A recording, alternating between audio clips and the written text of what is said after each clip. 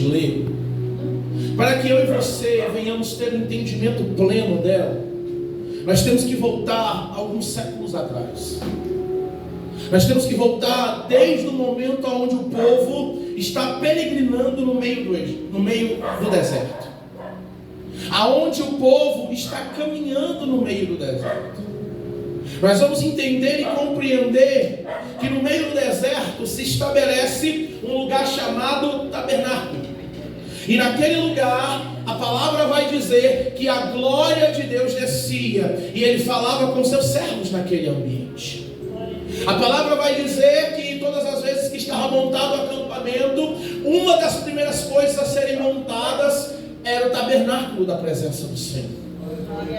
E quando aquele tabernáculo era montado, a palavra vai dizer que a presença de Deus inundava aquele lugar. A glória de Deus descia naquele lugar.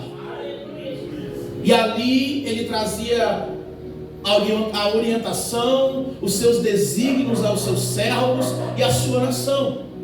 Agora nós vamos entender que após 40 anos do deserto, o povo vai tornar por herança a terra que Deus havia lhes prometido.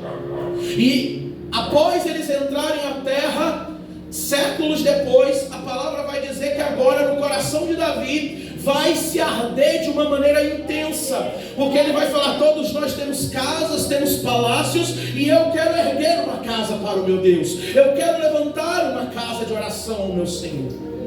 Mas a palavra vai dizer que Davi, falando com Deus, Deus vai falar: Davi, você não pode edificar esta casa, porque as tuas mãos estão sujas.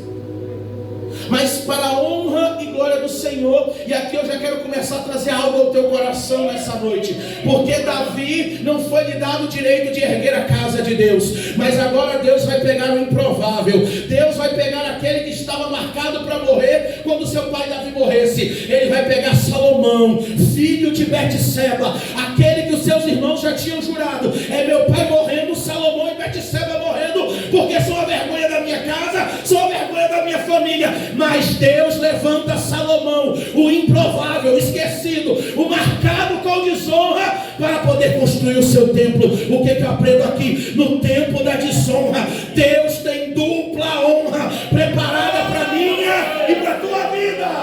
Eu posso me glória a Deus por isso? Porque mesmo que você esteja marcado pelo povo, marcado pelo teu passado, marcado por situações que tenham acontecido, o Deus Todo-Poderoso pode pegar todo o tempo da desonra da tua vida e transformar num tempo de dupla honra sobre a tua história. Porque agora o improvável vai construir um templo que até hoje é falado sobre ele.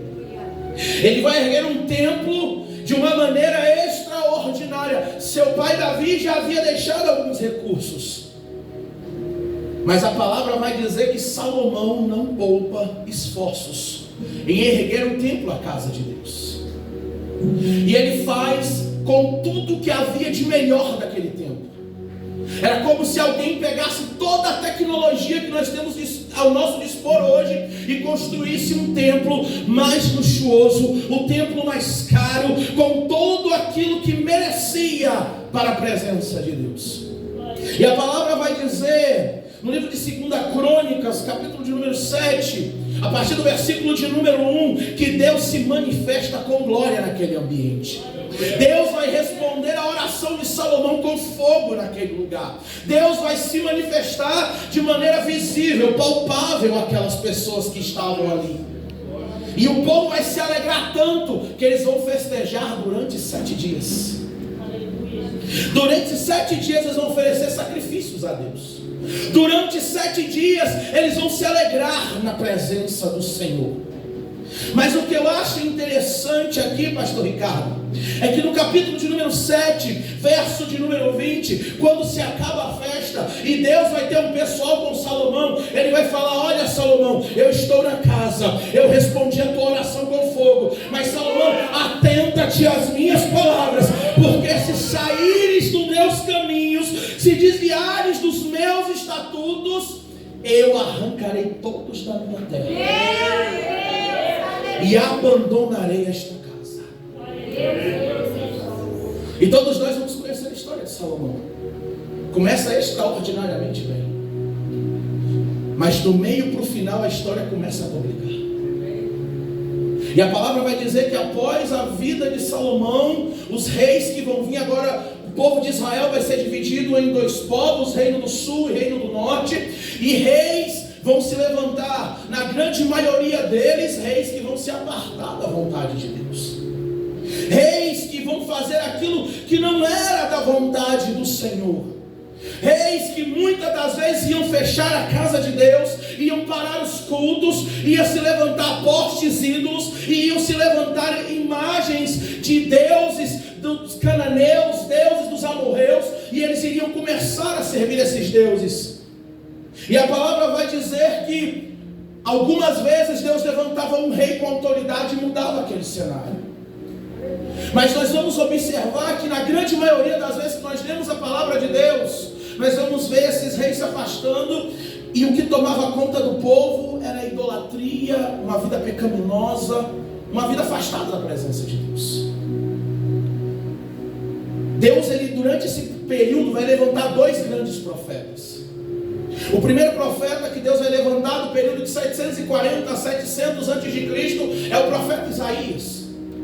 Um profeta que vai falar sobre o nosso Salvador, vai trazer esperança, assim como exortação ao povo, e vai trazer aquilo que era necessário para que o povo se convertesse. Mas eles continuaram debaixo de dura servir, continuaram fazendo aquilo que não agradava a Deus.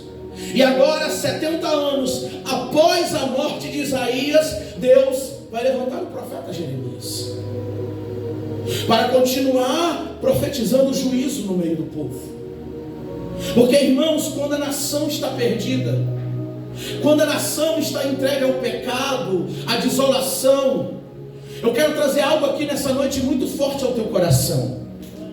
Deus nunca vai deixar o seu povo desamparado, por mais que o povo se esqueça dele, por mais que o povo se afaste dele. Foi como te foi dito aqui, ele é um pai zeloso, que visita, que cuida, ele é um pai que pode liberar uma palavra assim de exortação, mas ao mesmo tempo que ele exorta, ele cura, ao mesmo tempo que ele corrige, ele prepara um futuro novo. E agora Deus vai falar com Jeremias: ei Jeremias, quero eu te trazer uma revelação profunda da minha parte. Te levanta de onde você está e desce à casa do oleiro, porque lá eu falarei contigo. A palavra vai dizer que Jeremias obedece aquilo que Deus fala a ele. E agora Jeremias descendo a casa do oleiro, a palavra vai dizer que quando ele chega naquele lugar, ele estava fazendo a sua obra sobre as rodas. Eu acho interessante que Jeremias, a primeira coisa que ele destaca era que Deus estava fazendo a sua obra. Sabe por que muitas das vezes, irmãos, nós nos afastamos da vontade soberana de Deus? Porque nós nos esquecemos que apesar que eu não esteja vendo, apesar que eu não esteja contemplando, apesar que eu não possa ver com os meus olhos carnais, mas a obra do Senhor, desde a fundação do mundo até o dia chamado hoje, nunca parou. Ele continua com a sua obra. Ao contrário, se ele não continuasse com a sua boa, perfeita e agradável obra, nós não estaríamos aqui. Pastor, me prova, eu te provo na luz da palavra. O adversário das nossas almas, o inimigo das nossas vidas, a palavra vai dizer que ele só tem 3 objetivos todo santo dia. Todo santo dia que amanhece, o inimigo das nossas vidas, ele amanhece para roubar, para matar e para destruir. Se a obra do Senhor não continuasse sobre a nossa vida, mesmo na frente da nossa rebeldia, mesmo diante daquilo que nós fazemos de errado, mesmo diante dos nossos pecados, se a obra de Deus não continuasse, o ser humano já não existiria mais na face da terra. Você não estaria aqui hoje. a sua casa não estaria de pé, você não teria o teu emprego, você não teria a tua alegria, você não teria a tua felicidade, você não teria tudo que você tem, porque o inimigo tentou te roubar no dia de hoje, mas ao mesmo tempo que ele se levantou para poder querer roubar e destruir aquilo que tem sobre a tua vida, Deus se levantou com mais força ao teu favor, Deus se levantou e enviou anjos ao teu favor. Pode cair 1000 ao teu lado, 10.000 à tua direita, mas Deus está mandando te lembrar aqui nessa noite, você não será atingido. Porque ele continua adorando. A obra de Deus é tão perfeita, Guilherme, que ele vai pegar um homem que nem o conhecia e vai o transformar no pai da fé. Abraão está no meio da sua família, dentro da sua casa, vivendo sua vida, não conhecia Deus, mas a palavra vai dizer que agora vem a palavra de Deus a Abraão e vai falar: sai da tua terra, do meio da tua parentela e vai para a terra que eu te mostrarei, porque eu vou começar a minha obra. Eu te chamei, Abraão, porque de ti eu vou levantar uma nação que vai ser escolhida para mim, porque de ti eu vou formar o meu povo. Entenda algo nessa noite: a obra de Deus nunca para. Pode o inferno se levantar, pode o mundo se mobilizar, as pessoas se levantarem contra a tua vida, mas se você está debaixo das mãos de Deus, a obra dele na tua vida nunca para, a obra na tua casa nunca para, a obra que ele preparou nunca para. E Deus vai escolher um homem para dele fazer uma nação escolhida, e vai levantar essa nação. E sabe o que eu acho mais interessante, pastor Ricardo? Uma nação que não cresce num ambiente favorável. Veja bem, vem comigo aqui. Deus vai ter o tempo do patriarcado, vai vir Abraão, Isaac, Jacó, até chegar em José.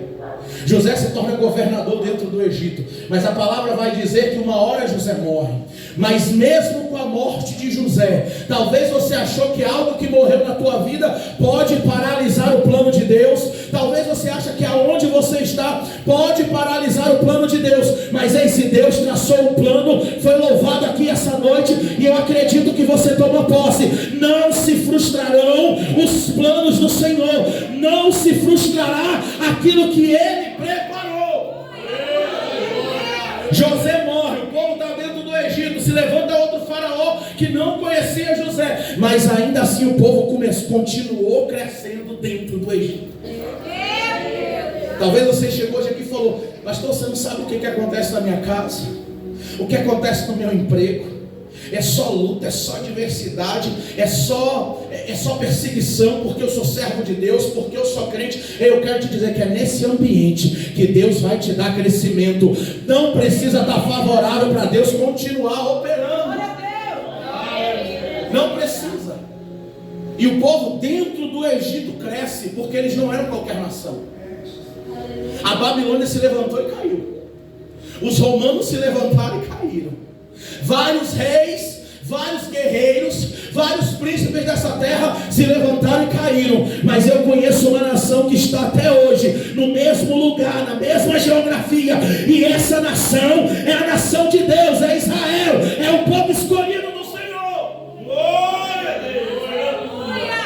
Deus. Aleluia. E Deus continua dando crescimento.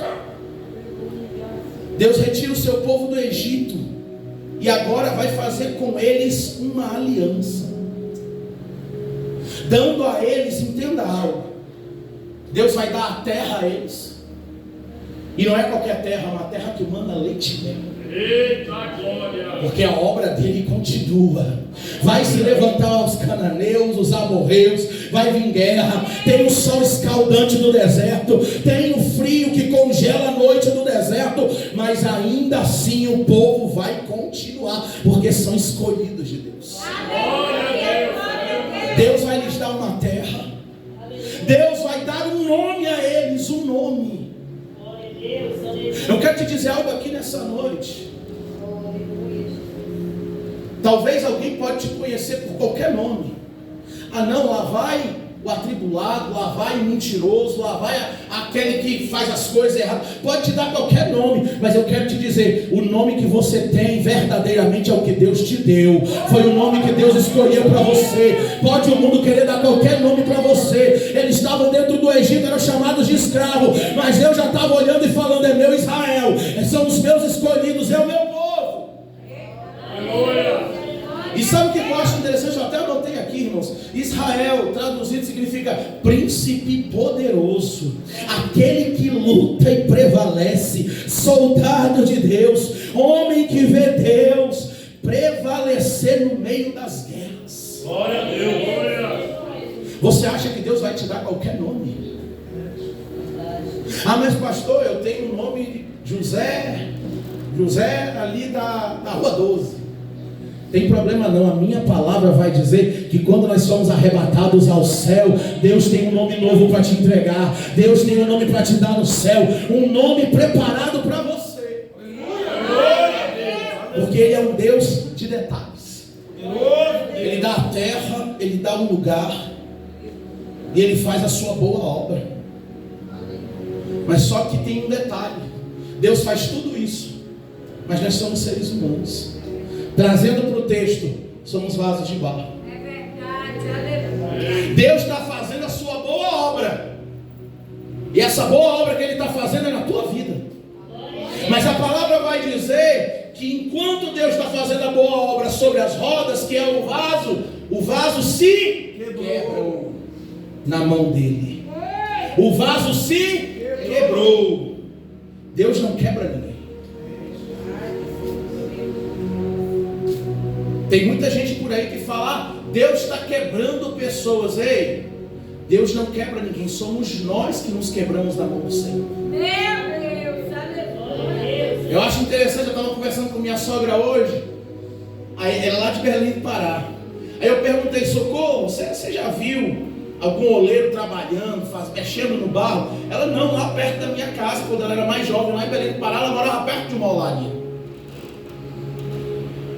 E aí depois que eu conversei com ela, eu comecei a pesquisar algumas coisas. Há muitos motivos o porquê um barro pode se desfazer na mão do outro. Mas Deus me tocou em dois principais motivos. O primeiro motivo é o barro de má qualidade ou não apropriado para aquela obra. É quando o barro é de má qualidade. Pastor, traz isso para a minha vida hoje. Era aquilo que nós éramos no mundo. Era aquilo quando nós estávamos perdidos, afastados da presença de Deus, tomados por todo tipo de pecado, tomados por todo tipo de vaidades, tomados por todo tipo de aquilo que o mundo nos oferecia, e nós pegávamos com todo prazer, todo tipo de vícios. Nós estávamos como um barro de má qualidade. Mas eu quero te dizer nessa noite, Deus me trouxe aqui para te dizer: na mão de Deus não tem barro ruim, porque Ele é o oleiro perfeito, Ele é o oleiro que trabalha, Ele é o oleiro que não descansa, Ele é o oleiro que faz a sua boa obra, porque Ele vai pegar o barro, porque se o barro é ruim, se o barro não tem qualidade, o oleiro vai amassar, o oleiro vai preparar para se tornar um barro de boa qualidade. Aleluia! Nem que ele tenha que misturar outras coisas para dar uma liga melhor no barro. É quando ele começa a fazer algo extraordinário por intermédio do seu Espírito na tua vida. E a outra circunstância que me chamou muita atenção são as impurezas que ficam no meio do barro. Porque quando o oleiro vai pegar o barro, foi aquilo que eu acabei de falar, é como nós que estávamos no meio do mundo, perdidos, no meio do Egito, no meio da Babilônia. O oleiro vai lá aonde tem o barro disponível, ele pega aquele barro, ele junta aquele barro com as mãos e ele vai levar para a sua olaria. Aí tem um detalhe, porque as impurezas maiores ele consegue tirar com a mão, ele consegue ir tirando com a própria mão, no tato. Mas só que tem impurezas menores que às vezes no tato do oleiro ele não vai começar, ele não vai conseguir tirar.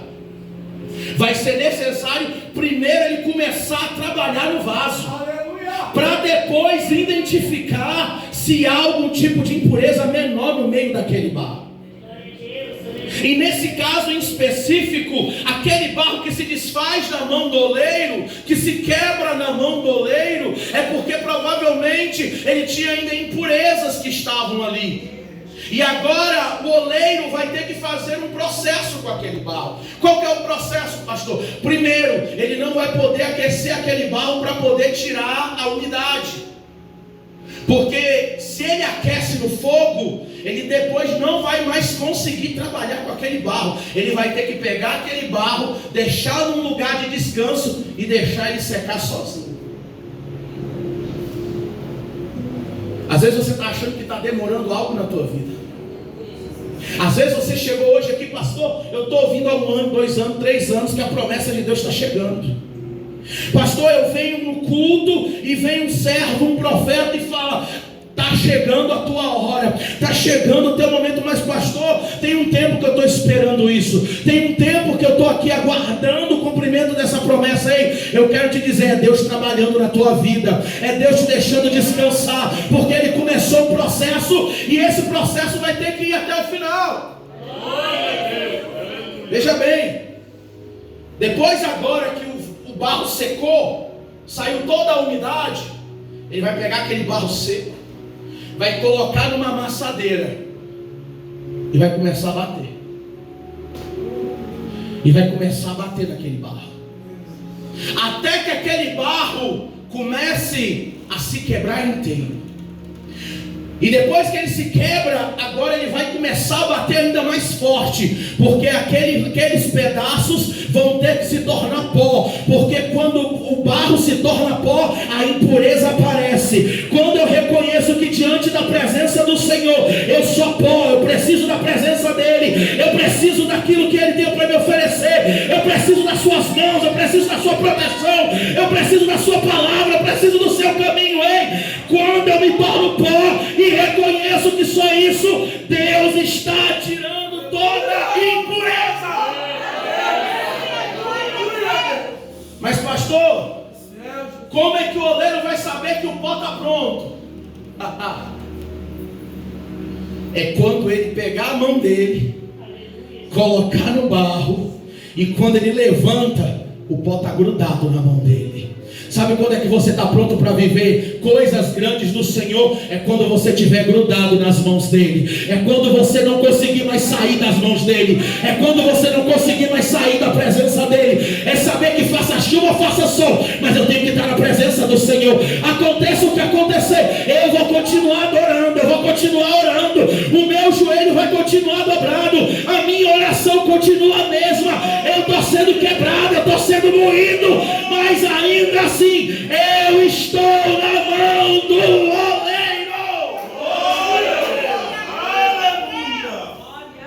Ele só sabe que o pó está pronto quando ele bota a mão e sai grudado na mão dele. Eu quero saber nessa noite quem está grudado na mão do Senhor. Eu quero saber quem nessa noite veio aqui para estar na olaria de Deus. Eu sou o primeiro a me colocar na olaria do Senhor. Eu sou o primeiro a querer estar no processo nas mãos do Senhor, porque é melhor eu estar no processo nas mãos do Senhor do que eu estar na mão do homem, do que eu estar na mão do mundo, do que eu estar na mão do inimigo da minha alma. Porque se eu estou guardado na mão do oleiro, aconteça o que acontecer, Ele está me guardando, Ele está me protegendo. Sabe por quê? Você pode fazer 1000 coisas, não vou nem falar 100. Você pode fazer 1000 coisas certas para um homem. Na primeira que tu fazer errado, ele te descarta. Mas na casa do oleiro não tem lixeira, na casa do oleiro não tem descarte, porque ele sabe trabalhar o vaso, ele sabe fazer a boa obra, ele não despreza ninguém, porque ele é fiel. Ele é fiel.